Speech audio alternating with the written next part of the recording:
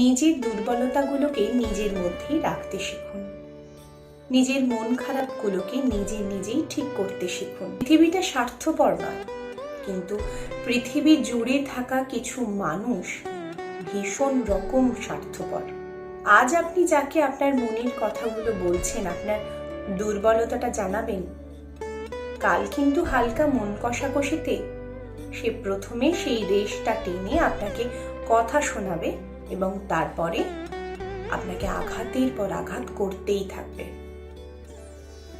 আপনি কাছের মানুষ ভেবে যাকে আপনার দুর্বলতার কথাগুলো বলবেন, সে কিন্তু প্রথমে আপনার তালে তাল মেলাবে, কিন্তু পরে পিছনে গিয়ে সমালোচনা করবে অন্যের সাথে।